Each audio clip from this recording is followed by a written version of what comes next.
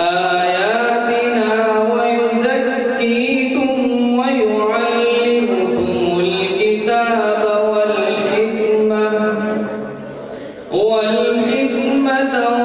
ويعلمكم ما لم تكونوا تعلمون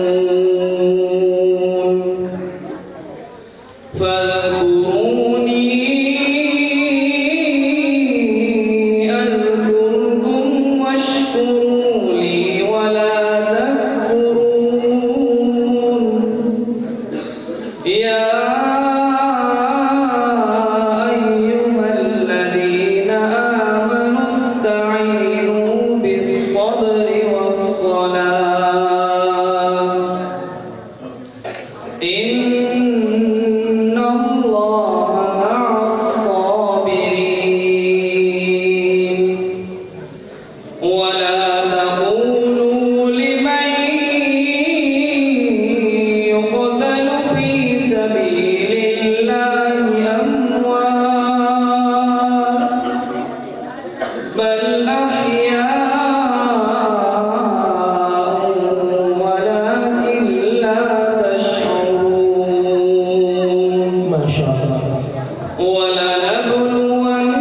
ولنبلونكم بشيء من الخوف والجوع ونقص من الأموال والأنفس والثمرات وبشر الصابرين الذين إذا أصابتهم مصيبة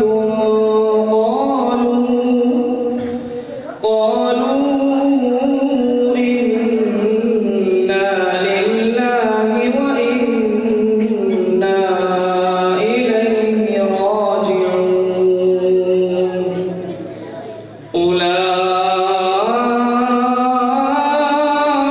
أولئك عليهم صلوات من ربهم ورحمة وأولئك هم المهتدون صدق الله العظيم